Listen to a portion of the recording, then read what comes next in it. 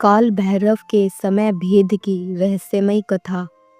कहते हैं समय किसी के लिए नहीं रुकता, लेकिन क्या आपने कभी सुना है कि कहीं ऐसा भी स्थान है जहां एक सेकंड का समय पृथ्वी के 100 साल के बराबर चलता है। कभी किसी ने उस स्थान को देखा नहीं, पर जिन लोगों ने उसके बारे में जाना वह वापस लौटे ही नहीं, और जो लौटे उनकी आंखों में सिर्फ एक ही शब्द था, भैरव। आज मैं आपको एक ऐसे युवक की कथा सुनाने जा रही हूँ जो गलती से उस समय जाल में दाखिल हो गया, जहाँ ना आगे जाने का रास्ता था, ना लौटने की कोई उम्मीद, और जहाँ हर क्षण एक युग बनकर सामने खड़ा होता था। काशी में शिवरात्रि का मेला लगा हुआ था। चारों ओर चांदी की घंटियों की झनकार, पूजा की सुगंध और गंगा की ठंडी हवा एक दिव्य वातावरण बना रही थी। लाखों भक्त बाबा विश्वनाथ के दर्शन कर रहे थे। इन्हीं भक्तों में एक युवा भी था, अर्णव। 25 साल का, शांत स्वभाव का, लेकिन भीतर एक गहरी बेचैनी लिए। उसे हमेशा लगता था कि उसकी जिंदगी में कुछ अधूरा है, कुछ ऐसा जिसे वह समझ नहीं पा रहा। उसके दादा एक सिद्ध साधक थे जो हमेशा उसे काल और समय के रहस्य समझाते थे, पर दादा के जाने के बाद वह ज्ञान आधा अधूरा ही रह गया। उसी रात अर्णव विश्वनाथ मंदिर से लौट रहा था कि अचानक उसके कान में एक आवाज पड़ी, समय स्थिर नहीं, पर समय को स्थिर करने वाला एक है, काल भैरव। अर्णव मुड़ा। पीली रोशनी के नीचे एक बूढ़ा साधु खड़ा था। उसकी आंखें अजीब तरह से चमक रही थी। तुम्हें तलाश है ना? साधु ने पूछा। किसकी?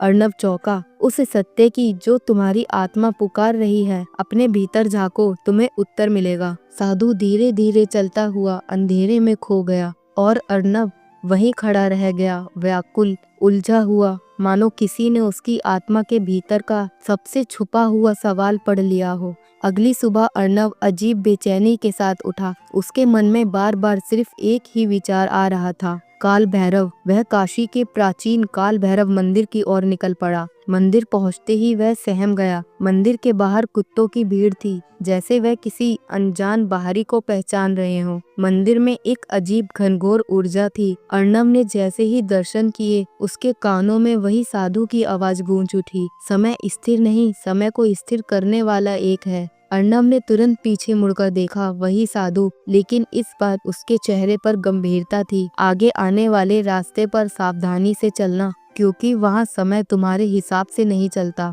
कौन सा रास्ता? अर्णव असमंजस में फंस गया। साधु ने मुस्कुराकर कहा, आज मध्य रात्रि को 80 घाट पर यदि साहस हो तो चले आना। और साधु फिर गायब हो गया। रात के ठीक 12 बजे अर्णव 80 घाट पहुंचा। गंगा शांत थी, हवा में अजीब ठंडक थी, जैसे कोई अदृश्य शक्ति पास हो। अचानक अंधेरे में वही साधु उभरा। तुम्हारा मन तैयार है? उसने पूछा। हाँ, पर कहाँ जाना है? साधु धीरे से मुस्कुराया। जहाँ कुछ लोग ही जा पाए और वापस सिर्फ 2 लौटे। कहाँ? काल भैरव का समय चक्र। अर्णव का दिल जोर से धड़कने लगा। लेकिन मैं क्यों? मैं कौन हूँ? साधु ने उत्तर दिया, हर आत्मा का एक मूल होता है। तुम्हारा मूल समय से जुड़ा है, तुम्हें जाना ही था। साधु ने अपना दंड जमीन पर मारा। गंगा के किनारे की मिट्टी हिलने लगी। धीरे धीरे वहाँ एक चौकोर नीली रोशनी वाला द्वार प्रकट हुआ। इसमें 1 सेकंड भी बिताओगे तो पृथ्वी पर 100 वर्ष बीत जाएंगे। और अगर जाऊं ही नहीं? अर्णव ने डरते हुए पूछा। तो समय तुम्हें निगल लेगा, साधु ने शांत स्वर में कहा। अर्णव ने गहरी सांस ली और नीली रोशनी के उस द्वार में कदम रखा।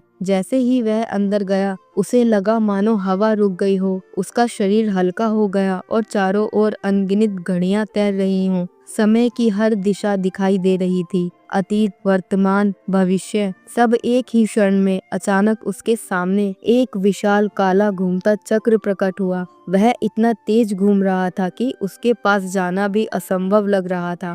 उसी समय एक गूंजती हुई आवाज आई, कौन घुस आया मेरे समय में? आवाज इतनी भारी थी कि अर्णव कांप उठा। चक्र धीरे धीरे रुकने लगा और उसके भीतर से एक आकृति प्रकट हुई, काल भैरव। काली जटा, अग्नि जैसी आंखें, भयावह पर दयालु आभा, और हाथ में त्रिशूल। मानव यहाँ क्यों आया? काल भैरव ने गर्जना की।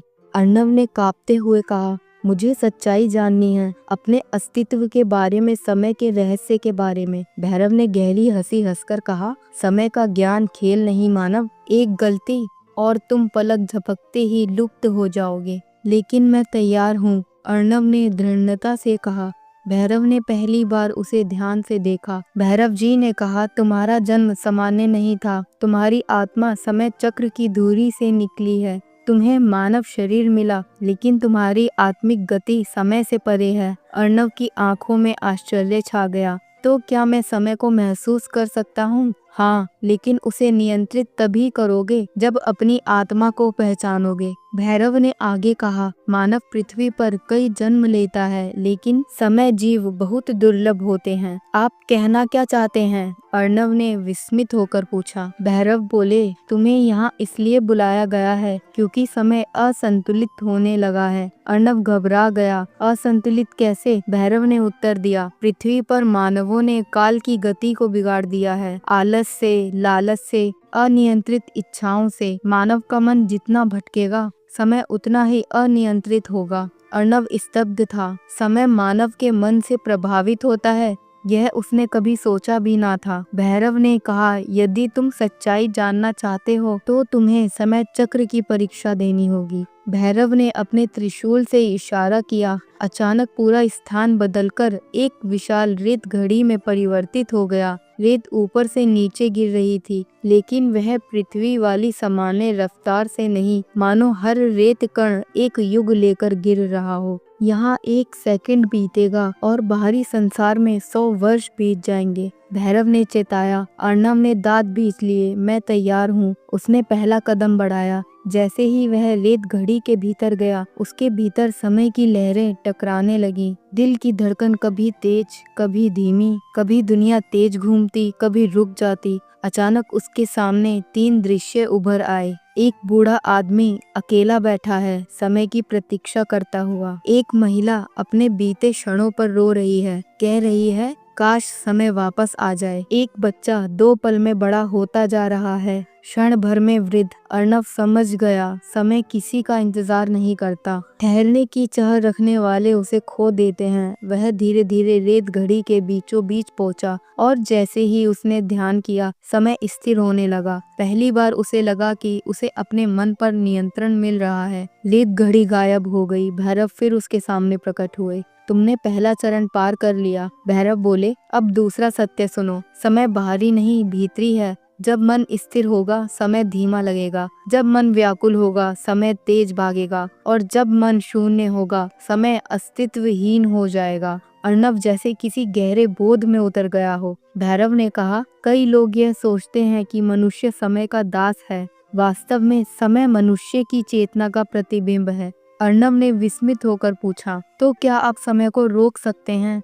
भैरव मुस्कुराए। मैं समय का स्वामी हूँ, लेकिन समय को रोक नहीं सकता, क्योंकि समय का अर्थ ही गति है। तो फिर आपका समय चक्र? अर्णव ने पूछा। भैरव ने कहा, वह स्थान जहाँ तुम खड़े हो, यह चेतना का क्षेत्र है, जहाँ 1 सेकंड पृथ्वी के 100 वर्ष के बराबर होते हैं, क्योंकि यहाँ चेतना की गति 1000 गुना तेज है। अर्णव के रोंगटे खड़े हो गए। भैरव ने कहा, अब तीसरी और अंतिम परीक्षा, क्या तुम अपने वापस लौटने वाले संसार को पहचानते हो? अर्णव ने कहा, हाँ, मेरे माता पिता, मेरा जीवन। भैरव ने तड़प कर कहा, लेकिन याद रखो, इस क्षेत्र में तुम 1 सेकंड भी रुके तो पृथ्वी पर 100 वर्ष बीत चुके होंगे, और यदि तुम 10 सेकंड रुके, पृथ्वी पर 1000 वर्ष बीत जाएंगे। क्या तुम लौटना चाहोगे? अर्णव की आंखों में आंसू आ गए। अगर वह 1 सेकंड भी रुका तो उसका पूरा परिवार, उसके सारे प्रियजन सब उम्र के कारण इस दुनिया से जा चुके होंगे।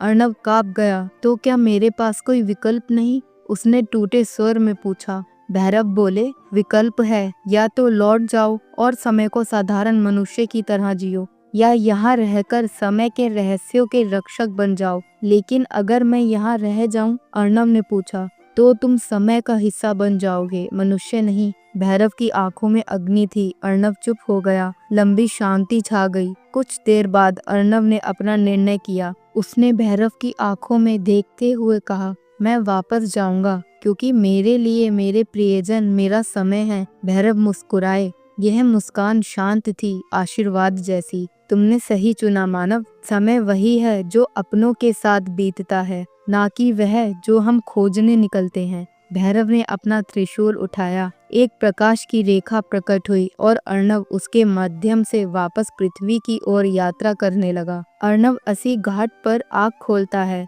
वह घड़ी देखने लगा। रात के 12 बज गए थे और अब 12 बजकर 1 सेकंड हुआ था। मतलब वह सिर्फ 1 सेकंड के लिए अंदर था और पृथ्वी पर एक भी सेकंड नहीं बीता। उसका दिल भर आया। वह समय चक्र की पहेली जान चुका था, लेकिन उससे भी बड़ा सत्य यह था कि मतलब समय में नहीं, समय का मतलब लोगों में था। अर्णव ने आकाश की ओर देखा और फुसफुसाया, धन्यवाद भैरव, मेरी दृष्टि बदलने के लिए। दूर कहीं मंदिर से शंख की आवाज उठी और अर्णव शांत मन से अपने घर की ओर लौट पड़ा। इस कहानी से हमें यह शिक्षा मिलती है कि समय को खोजने मत जाओ, समय को जियो, क्योंकि समय वही है जहां हमारा दिल रहता है। तो दोस्तों, अगर आपको यह दिव्य और रहस्यमयी कथा पसंद आई हो तो इसे लाइक करना ना भूलें। ऐसी ही और अद्भुत देव कथाएं सुनने के लिए हमारे चैनल को सब्सक्राइब करें। इस कहानी को अपने दोस्तों और परिवार में शेयर करें ताकि काल भैरव कथा की गूंज और लोगों तक पहुंच सके।